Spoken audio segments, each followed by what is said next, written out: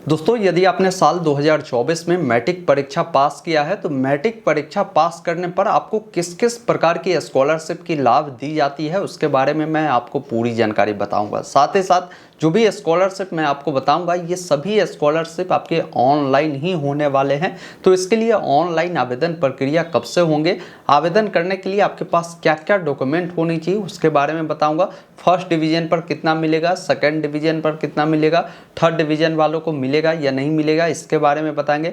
लड़का को कितना मिलेगा, लड़की को कितना मिलेगा, पूरी जानकारी मैं डिटेल में आपको बताने जा रहा हूँ। अंत तक जुड़े रहिएगा। पूरी जानकारी समझना है तो वीडियो अगर आपको पसंद आए तो इसे लाइक जरूर कीजिएगा और इस प्रकार की लगातार अपडेट के लिए चैनल को सब्सक्राइब करेंगे। और जो भी स्कॉलरशिप मैं बताऊंगा उन तमाम स्कॉलरशिप के लिए जैसे ऑनलाइन लिंक एक्टिव होगा उसका मैं वीडियो भी इस चैनल पर बनाऊंगा। इससे आपको क्या होगा कि आप आसानी से उसके लिए अप्लाई कर पाएंगे। तो इसलिए चैनल को सब्सक्राइब जरूर कर ले और हमारे साथ व्हाट्सएप चैनल टेलीग्राम से जरूर जुड़िए, जहां पर होगा कि बहुत सारे ऐसे टॉपिक होते हैं जिस पर मैं वीडियो नहीं ला पाता हूं, तो उनका सारा अपडेट जो है हमारे व्हाट्सएप चैनल पर आपको मिल जाएगा। देखिए, यहाँ पर जो स्कॉलरशिप है 6 अलग अलग प्रकार की कैटेगरी में बांटी गई है। अब 6 अलग अलग प्रकार की जो कैटेगरी है, जरूरी नहीं है कि सभी स्कॉलरशिप आपके लिए ही चलता है।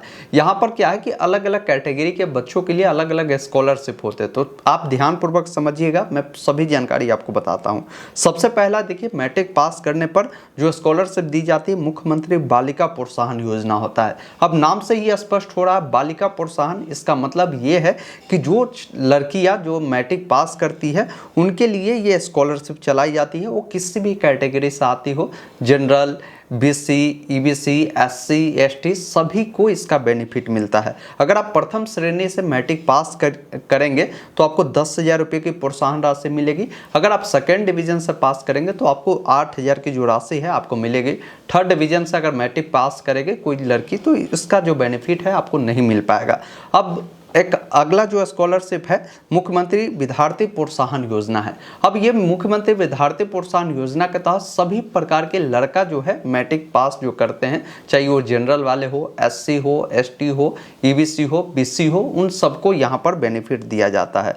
अब इसके तहत आपको 10,000 रुपये मिलता है फर्स्ट डिवीजन पर। अब सेकेंड डिवीजन पर सभी कैटेगरी के लड़कों को इसका बेनिफिट नहीं मिलता है। इन बातों को आप खास रूप से ध्यान रखिएगा। अब आपके मन में ये कन्फ्यूजन होंगे कि सर सेकेंड डिवीजन से जो लड़का पास किया है वो किस कैटेगरी का होगा तो उसको बेनिफिट मिलेगा। तो देखिए, सेकेंड डिवीजन पर सिर्फ और सिर्फ जो लड़का एससी और एसटी का होगा उसी को इसका जो बेनिफिट है आपको मिलने वाले हैं।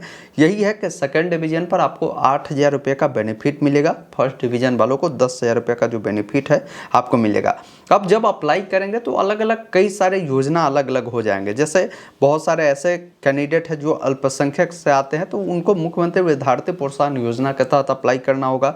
कोई वही बीसी, ईबीसी वाले होंगे तो उनको मुख्यमंत्री पिछड़ा वर्ग स्कॉलरशिप के लिए अप्लाई करना होगा। कोई अगर ईबीसी वाले होंगे तो मुख्यमंत्री अत्यंत पिछड़ा वर्ग स्कॉलरशिप के लिए अप्लाई करना होगा।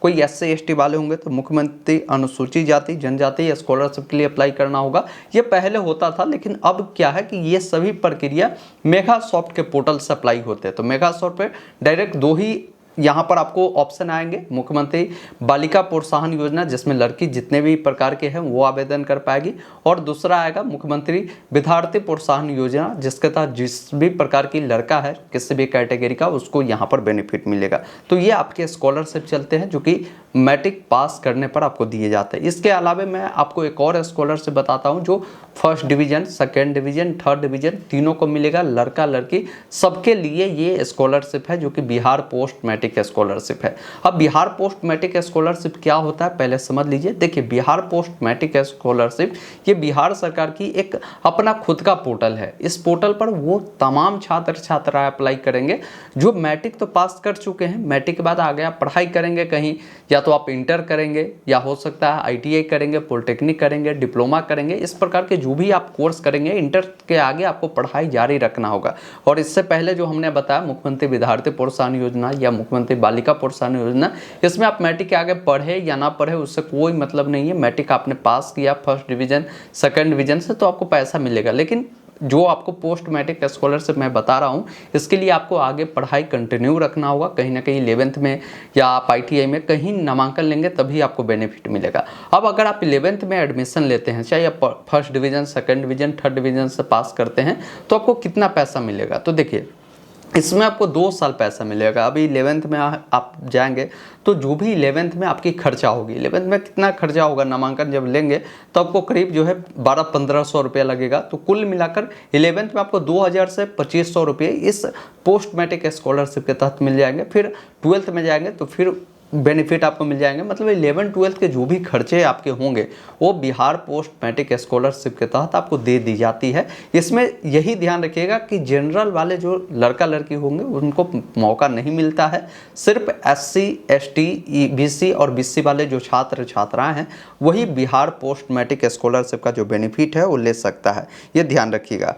अब यहाँ पर समझिए कि ये जो भी हमने बताया इतने सारे स्कॉलरशिप, इसके लिए आवेदन जब करेंगे तो आपके पास डॉक्यूमेंट भी होने चाहिए। कई बार हम देखते हैं कि बच्चे के पास डॉक्यूमेंट ही नहीं हो पाते हैं, जिन कारण से बहुत बार स्कॉलरशिप का उनको बेनिफिट नहीं मिलता, फॉर्म रिजेक्ट होता है। सबसे महत्वपूर्ण जानकारी ये है कि डॉक्यूमेंट में आपका जो आधार कार्ड है, आधार पे आपका नाम का जो स्पेलिंग है, आपका डेट ऑफ बर्थ है और आपके पिताजी का नाम है, वो आपके मैट्रिक के जो एडमिट कार्ड होंगे उसमें आप देख लीजिए आपका नाम का स्पेलिंग, आधार पर नाम का स्पेलिंग, आपका डेट ऑफ बर्थ आधार पर और आपके मार्कशीट पर पिताजी का नाम मार्कशीट पर आधार पर, ये सब सही होना चाहिए। और बैंक अकाउंट जो खुलवाएंगे उस पर भी आपका नाम का जो स्पेलिंग है ये सही होनी चाहिए।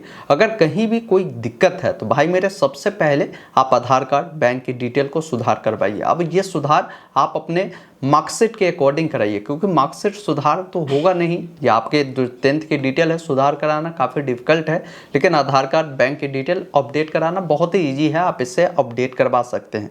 तो ये अपडेट अगर आप नहीं करवाएंगे तो फिर आपको बेनिफिट नहीं मिलेगा। तो ये सबसे पहला महत्वपूर्ण डॉक्यूमेंट था, इसको आपको जरूर देख लीजिएगा, कहीं कोई दिक्कत नहीं होनी चाहिए। दूसरा जो डिटेल है, आपके पास एक इनकम सर्टिफिकेट होना चाहिए। अब इस स्कॉलरशिप के लिए जब बेनिफिट आप लेंगे तो आपको 1.5 लाख रुपए से अधिक का इनकम सर्टिफिकेट आपको नहीं बनानी है। इससे अधिक बनाएंगे तो फिर स्कॉलरशिप का बेनिफिट आपको नहीं मिलेगा। इसके अलावा जो आपके पास 10वीं के मार्कशीट होगा नेट वाला, वो आप रख लीजिएगा। इसके बाद आपका आधार कार्ड होनी चाहिए, जाति प्रमाण पत्र भी आपको इसमें लगेंगे, ये ध्यान रखिएगा। और बैंक पासबुक आपको लगेंगे, लेकिन ध्यान ये दीजिएगा कि बैंक पासबुक जो भी देंगे वो NPCI लिंक होनी चाहिए। क्योंकि अब सरकार क्या कर रही है कि जो भी पैसा भेजती है, नाम के लिए तो आपसे अकाउंट लेती है, लेकिन जो पैसा जाता है आधार के थ्रू ही जाता है। तो अगर आपका कोई भी बैंक NPCI से लिंक नहीं होगा फिर आपका पैसा रोक दिया जाएगा, पैसा नहीं मिलेगा।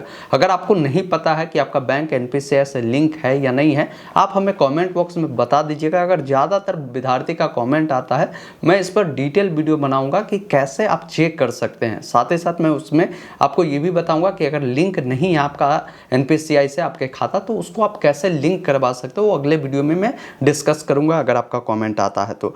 यहाँ तक आपने समझ लिया होगा। अब पोस्ट मैट्रिक स्कॉलरशिप में डॉक्यूमेंट जो लगेगा ये सब तो लगेगा ही, आपका बोनाफाइड सर्टिफिकेट, फी स्ट्रक्चर जब अप्लाई करेंगे उस समय आपको मैं इसका फॉर्मेट उपलब्ध करा दूंगा। इससे जहां एडमिशन लेंगे वहां से आपको इसको बनवा लेना है।